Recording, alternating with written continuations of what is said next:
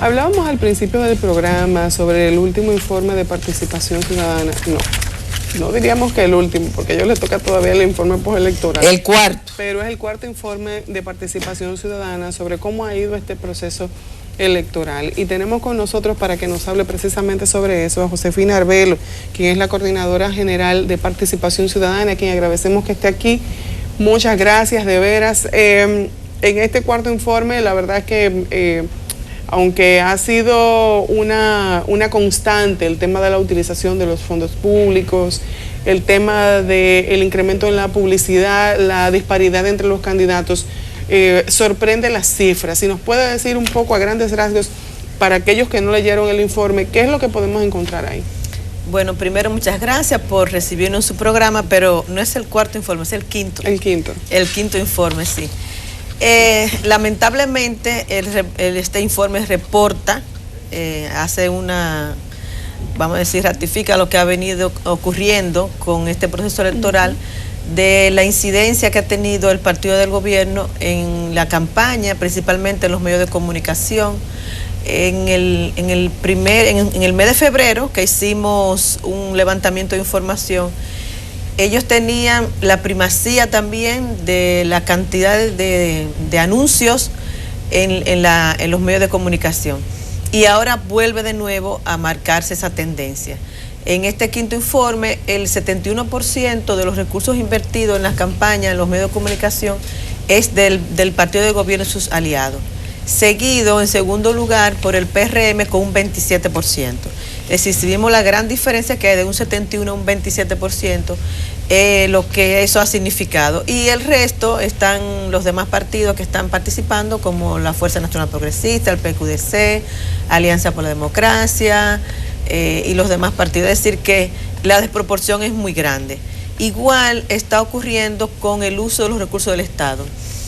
En el segundo informe que nosotros habíamos hecho, hicimos un llamado a la forma en que el Estado se estaba involucrando en las actividades cotidianas de sus funcionarios y también del presidente, manifestándose también la campaña al mismo tiempo. Y entonces el presidente tomó una decisión de disminuir o eliminar toda campaña proselitista desde el Estado. Bueno, eso se reflejó, ¿verdad?, en los siguientes meses, pero ahora nuevamente encontramos que si hacemos un resumen en el primer cuatrimestre de enero a abril y comparándolo con el año pasado, volvió a crecer nuevamente. ¿En qué aspectos específicos? Bueno, en el caso del gobierno central, el Ministerio de Educación y el Ministerio de Turismo. Son los que crecieron en este periodo. Principalmente en abril vuelve nuevamente a levantarse. Es decir, que a pesar del llamado del presidente, volvieron a salir algunas propagandas. Es verdad que ha habido disminución porque las demás instituciones realmente no se han involucrado, pero siguió creciendo. ¿Cómo los especialistas en las ciencias sociales, los que son mercadólogos, los que trabajan en las estadísticas, manejan la comunicación como una vía de persuadir o hacer entender a una sociedad de que se está bien, aunque no se esté de esa manera? ¿Por qué se maneja esa parte de la vida cotidiana buscando esa intención del voto? Si la gente compra caro, tiene dificultades en las necesidades básicas, ¿por qué vota entonces por un candidato que solamente es a fines de campaña electoral?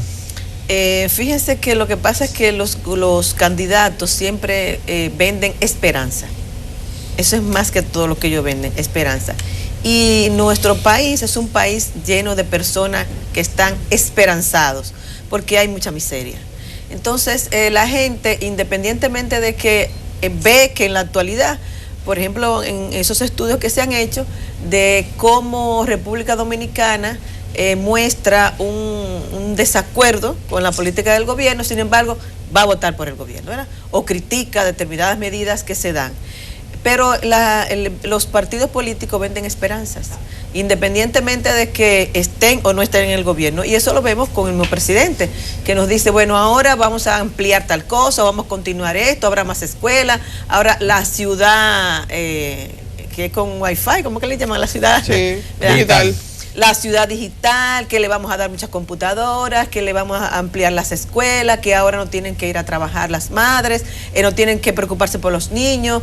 Es decir, es esperanza lo que venden. Y es un pueblo que está lleno, con muchas expectativas, creyendo que con eso va a resolver su problema. Eso explicaría en cierta forma la gran proliferación de bancas de apuestas, que la gente se acueste soñando que va a ser rico el otro día. Claro, esas son las expectativas, porque no la han tenido en los gobiernos, entonces siempre hay una esperanza. Yo espero que con este me va a resolver, o me va a dar un empleo, o me va a resolver un problema cotidiano, de la vivienda, lo que sea. Josefina, Eli, este quinto informe de participación ciudadana aborda fundamentalmente 3 aspectos. La colocación de publicidad, la participación de los funcionarios del gobierno en la campaña electoral y los gastos del gobierno. Me gustaría saber cómo se hizo, o sea, quiénes participaron y en la parte económica cuáles son los hallazgos fundamentales, porque que me digan ahora que el nivel de déficit es casi igual al del año 2012, avisora que nos viene un final de año muy difícil. Sí, mira, bueno, en lo que tiene que ver con la publicidad, nosotros lo hicimos a través de una compañía que se llama Publimonitor, que tiene ese tipo de servicio, que monitorea toda la prensa, bueno, canales de televisión nacional a nivel del país, periódicos y también los canales de telecable y emisoras, las principales emisoras. Entonces, en ese monitoreo que ellos hacen, y lo hacen en función de lo que cuesta un anuncio en cada uno de esos medios de comunicación. Y entonces hacen un condensado por partido de cuántos anuncios publicó ese partido, en este caso que es el último mes, que es el mes de abril, y lo comparamos con febrero, que también lo habíamos hecho. Entonces, a partir de ahí tomamos esa información. Es un trabajo bastante exhaustivo, no es tan fácil hacerlo porque hay que trabajarlo por minutos, sí, ¿verdad? Cuando es tiempo y periódico, pues lo que ocupa en centímetros. Y entonces a partir de ahí que se toma esa información. En el caso de lo que son los gastos del gobierno, pues a través de las mismas finanzas que reporta el Estado Dominicano, su sistema de información, y comparándolo con los periodos anteriores. Y en el caso de la otra que tú me preguntabas, ¿cuál era? Los funcionarios, ajá, ¿verdad? Bueno, el funcionario, bueno, la misma lista que el mismo Partido de la Liberación Dominicana mostró quiénes son sus jefes de campaña y quiénes son los que tienen la responsabilidad de la campaña por provincia, entonces comparando eso con cuál es su función dentro del gobierno y monitoreando a dónde se movieron, qué están haciendo. Entonces, exactamente de esa manera que lo hemos hecho. Eso ha significado mucho tiempo, porque no es un trabajo tan fácil. Y hemos podido constatar, por ejemplo, en el caso de los funcionarios, que este país está prácticamente paralizado, es decir, lo que tiene que ver con sus funciones públicas. Y veíamos que ayer alguien reportaba que el Congreso tiene mucho tiempo que está cerrado, es decir, no se está trabajando. Entonces, eso significa que hay una desatención de lo que son las responsabilidades de cada uno de esos funcionarios, pero también hay una inversión. En el reporte, por ejemplo, nos hace ver cómo, en el caso de cómo ha aumentado los costos de trabajo transitorio, ¿verdad? Sí, que la OISOE haya aumentado su nómina un 677%. Exactamente. Eso, yo no sé si eso en algún momento ha pasado en algún lugar del mundo. Pero también lo ha hecho Educación y también lo ha hecho el Ministerio de Obras Públicas. De Obras Públicas, es decir, y eso ha llevado a un gasto diario de 27 millones de pesos en nominilla, en personas que van a estar en este proceso nada más. Josefina, pero bueno, en el Ministerio de Obras Públicas uno lo puede entender momentáneamente por el hecho del asfaltado, ya eso lo habíamos hablado.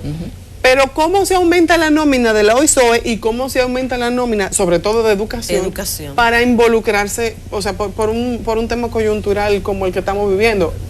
Uno no encuentra como la lógica. Bueno, exactamente eso es lo que se ha podido observar, que ha sido un empleo, como ellos mismos le llaman, transitorio, que resulta exactamente en estos momentos. Por ejemplo, en el caso de Educación, que está en un proceso de cierre ya de año, ¿verdad? De que está concluyendo, no justifica que haya la entrada de nuevo, y mucho menos transitorio, porque si me dijera que hay nuevas escuelas, entonces no es un personal transitorio, es un personal permanente.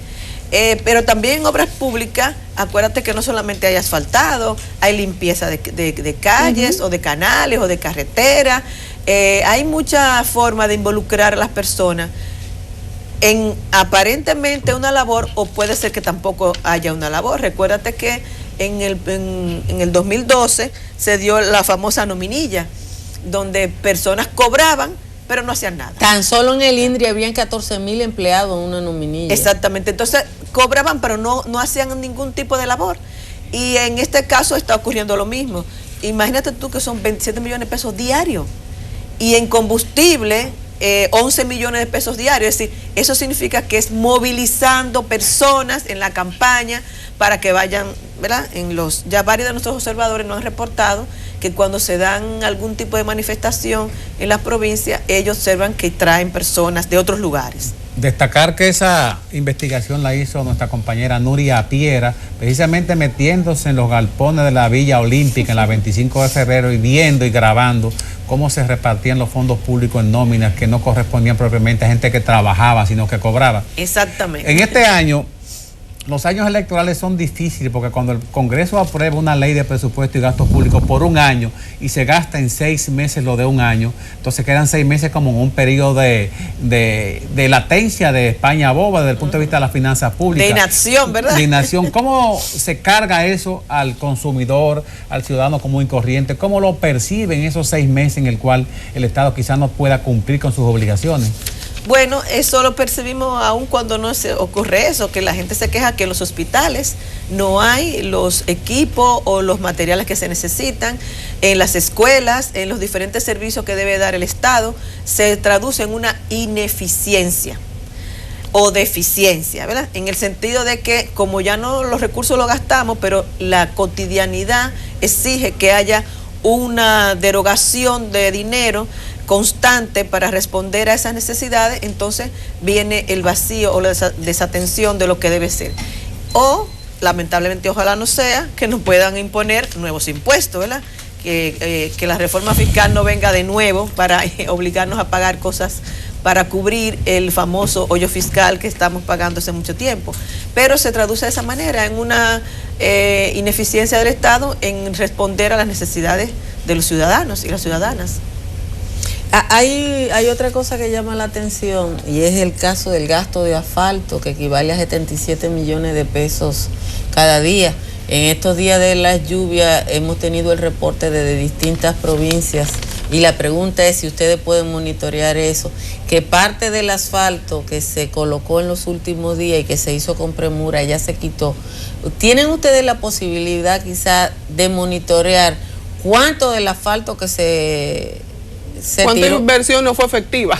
Exactamente. Hay posibilidad, yo sé que usted tiene una alianza con el CRE de validar esa información, cuánto de ese gasto de capital, porque eso es gasto de capital del gobierno, se desperdicia. Bueno, podríamos hacerlo, no lo hemos tomado en cuenta en nuestros procesos de observación, pero sí nos han reportado observadores de las provincias, principalmente de Azua, nos reportaron exactamente eso que tú dices, Altagracia, que y tomando en cuenta que muchas veces se hizo antes de la llegada del presidente. Si el presidente iba a visitar un lugar determinado, como la mayoría de las comunidades o los pueblos se quejan de las dificultades de las calles, entonces asfaltaban para que la gente no protestara o no le sacara esa protesta al presidente cuando pasara de que las calles o las carreteras no estaban en condiciones. Entonces, como ha llovido en estos días, estas tormentas han puesto en descubierto el trabajo que se ha hecho, o sea que ha sido un trabajo deficitario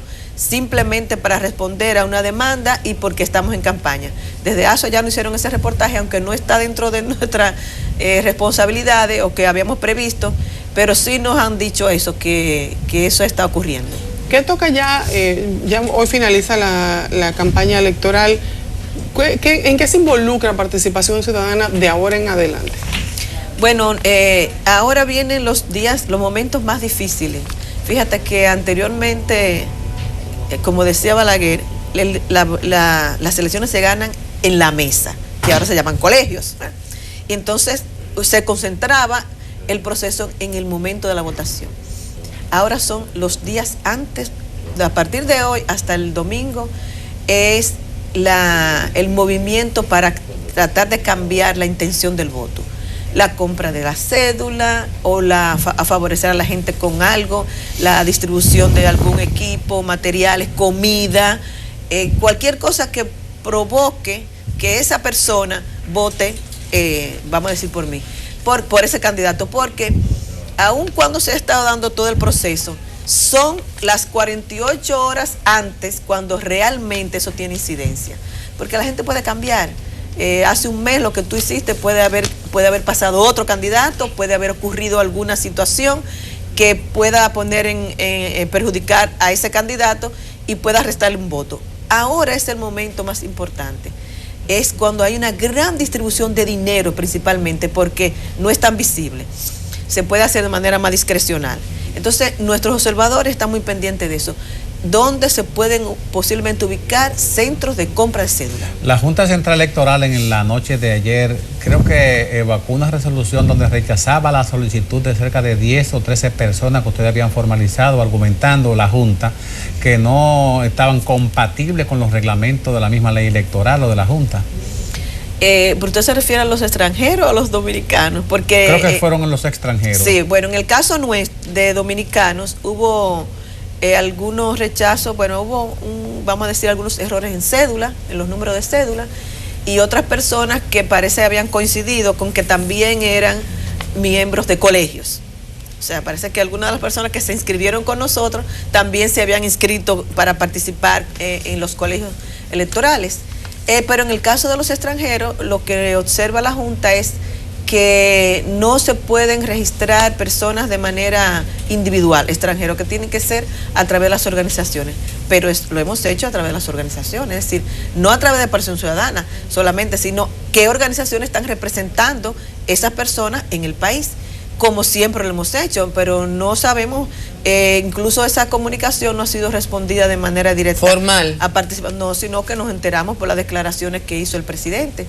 Y precisamente hoy vamos a tratar de nuevamente enviar una comunicación solicitando ese tipo de reconsideración o cuál es la objeción, porque están siendo solicitadas a través de una organización internacional. ¿Y qué cantidad de personas, de qué cantidad de personas estamos hablando? Y cómo, para que la gente tenga una idea, y cómo impacta eso en la labor que hace Participación Ciudadana el día de las elecciones? Bueno, en el caso de los extranjeros es una manera un poco de darle mayor trascendencia al proceso de observación, y son aproximadamente 13 personas. Digamos que eso no tendría ningún impacto. Sí, para nosotros el proceso de observación, pero sí lo que significaría tener una proyección internacional del proceso. Son las representantes de transparencia. En DI, transparencia, hemos visto transparencia que han venido también a través de la misma Junta, que han tenido algún tipo de organización, pero principalmente a través del NDI es que lo hemos hecho. NDI es el Instituto Nacional Demócrata. Exactamente, gracias. Entonces, con relación a nuestros observadores, no, ya tenemos lo suficientemente acreditados, tenemos ya 2.000, más o menos como 2.400 observadores, y eso es exactamente lo que nosotros necesitamos, por lo cual no tendríamos ningún inconveniente para los observadores. ¿Participación Ciudadana tendrá este año su conteo rápido? Bueno, este año no estamos hablando de conteos rápidos, pero sí vamos a tomar una muestra y a observar el conteo de los colegios en 1.023 colegios electorales. Sí. O sea que la cuarta parte casi de los colegios electorales, ustedes tienen la posibilidad de tener un muestreo del 23% de los colegios. No, no tanto, porque son 15.000. 15.000. Son 15.300. Entonces es menos del 10. Sí, un poquito, más o menos entre el 9 y el 10. Okay. Más o menos, sí. Pero como quiera es bastante importante. Eso le permite tener un dato fiable y conciso.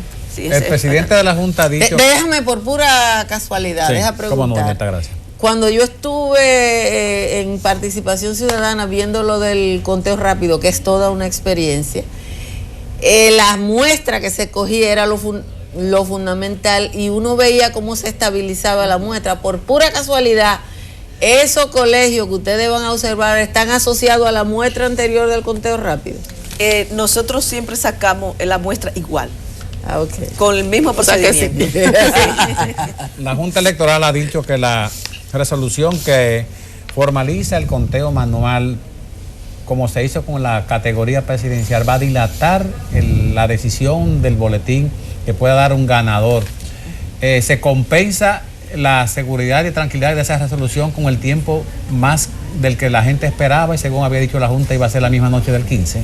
Mire, yo creo que, o nosotros en participación creemos que más que tiempo hay que tener en cuenta el resultado, la calidad del trabajo, porque de nada vale que a las 9 de la noche, digamos, se declaró ganadores o ganadores, porque son muchos, ¿verdad? Son 4.106, y luego vengan las impugnaciones. Entonces eso es más difícil. Mejor es que cuando se dé la declaración de los ganadores sea algo ya definitivo. Entonces lo importante no es jugar con el tiempo, sino jugar con la calidad del proceso, que sea transparente, que no haya conflictos, que todo el mundo se sienta, vamos a decir, satisfecho, principalmente los que están compitiendo en estas elecciones, y también el votante que quiere que su voto se lo cuenten como lo ejecutó. Da tranquilidad las declaraciones de ayer del presidente de la Junta, aunque él insiste en que el voto electrónico será primero. Bueno, pero también el protocolo que ellos emitieron dice que el electrónico será primero, pero si hay algún error y el conteo manual tiene una diferencia, vale el conteo manual. Bueno, ese es el que dice la ley. Exacto. Y está tomado en consideración en el protocolo también, es decir que tendrán que tomar eso en consideración. El ambiente que perciben ustedes sobre la respuesta de la sociedad para el domingo es de tranquilidad, de entendimiento, y la responsabilidad de los dirigentes, los altos dirigentes de los partidos, de llamar a la militancia, de acudir a votar con la conciencia de que el ejercicio de ese derecho constitucional también involucra un nivel de corresponsabilidad en el sosiego nacional. Sí, yo pienso que, fíjate, precisamente con la decisión de que se cuenten de manera total en los tres tipos de elecciones, va a traer mucha tranquilidad, porque ya varios partidos se habían manifestado de que iban a demandar el conteo de los votos, tanto congresual como municipal, aunque no se diera la decisión desde el pleno de la Junta. Y eso sí va a crear problemas. Exactamente, entonces eso estaba creando cierto ruido de las posibles dificultades que eso iba a poder presentar. Entonces yo pienso que ya sí podemos decir que puede ser un proceso mucho más tranquilo, porque ese era un pequeño detonante que estaba ahí en riesgo, ¿verdad? Con los acercamientos que ha hecho Participación Ciudadana, ¿cómo percibe la calidad del voto y del votante de cara a estas próximas elecciones?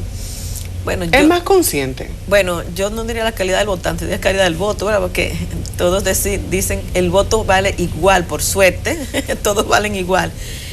Fíjate, el voto consciente, eso es algo que en Dominicana tenemos que trabajarlo, porque los partidos juegan mucho con ese voto consciente. Primero juegan con la pobreza de la gente, ¿verdad? Y luego con esos niveles educativos que tienen las personas que se dejan manipular, manejar, convencer fácilmente. Entonces, cuando en sociedades como las nuestras, que presentamos esas variables de niveles educativos muy bajos, o nuestra calidad educativa no es muy reconocida, o reconocida de que no es buena, lamentablemente a nivel internacional ocupamos los lugares menos aconsejados, y también la pobreza, entonces los partidos juegan a eso. Comprar un voto en base a la presión, o sea, tú tienes un problema, yo te lo voy a resolver. Te voy a resolver ese problema y te voy a dar tanto para que tú votes por mí. Entonces, esa persona quisiera tal vez tener un voto de otra calidad. O sea, su voto consciente quizá no sea ese, pero hay una situación real, cotidiana, y entiende que quizá esa persona podría resolverle. Además, y el otro lo ven, es lo mismo. Tenemos cuántos años en la misma situación y no ha cambiado su situación de vida. Entonces, en esas condiciones no es tan fácil hacer un voto consciente, pero además que nuestros candidatos no trabajan para eso. Fíjate que ya al final de la campaña es cuando presentan sus programas.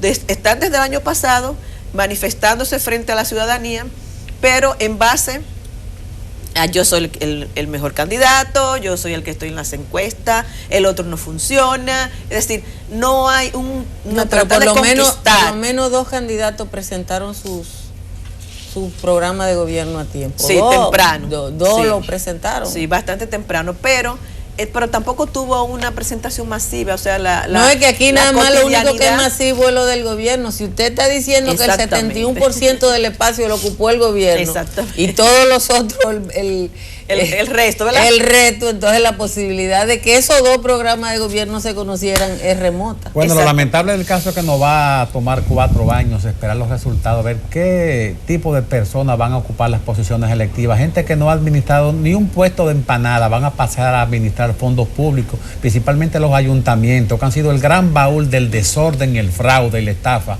a los erarios de la nación que pagamos nosotros impuestos. Bueno, no sabemos si se quedan los que están, que tampoco han sido tan efectivos, ¿verdad? Sí. Por lo cual la ciudadanía tiene tantas críticas.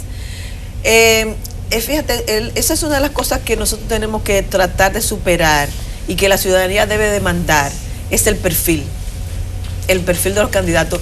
Por eso hace tanta falta una ley de partidos. Los partidos, independientemente de que la Constitución habla de un perfil, vamos a decir, muy alcanzable, que sea ciudadano o ciudadana, que tenga 25 años y apenas sepa leer y escribir, pero los partidos deben elaborar un perfil para tratar de llevar las mejores personas a esos cargos públicos. Y también, en la medida en que la ciudadanía va tomando conciencia, debe también exigir un perfil. Demandar que por ese candidato o esa candidata que no tiene esas condiciones, como usted acaba de informar, no puede ser la persona que vaya a administrar esos fondos o a tomar las decisiones sobre de cómo debe operar el gobierno dominicano. Hay que trabajar hacia eso. Esa es parte de lo que nos toca, además de concientizar a la ciudadanía, de que se demande una candidatura que tenga calidad para asumir ese cargo. Yo recuerdo una experiencia que tuvimos, por cierto, en la tierra de Altagracia, en Baní, que en el 2002 nos convocaron, bueno, ya hace mucho tiempo de eso, nos convocaron porque ellos querían hacer en el municipio de Baní un perfil de candidato. Entonces fue una organización que se llama Alianza Banileja, y contribuimos con ellos, ayudamos a elaborarle un perfil de candidatos. Y déjeme decirle que en cierta medida tuvo su impacto, ¿sí? Porque la gente empezó a mirar, eso fue solamente en el municipio, ¿verdad? A mirar la demanda, la calidad que debía tener, y personas que pretendían ser candidatos, cuando vieron que el pueblo estaba demandando eso, se retiraron. Es decir, ni siquiera presentaron su propuesta. Y yo pienso que eso es importante trabajar. Bueno, hay que hacerlo definitivamente. Muchísimas gracias, Josefina, por haber estado con nosotros esta mañana.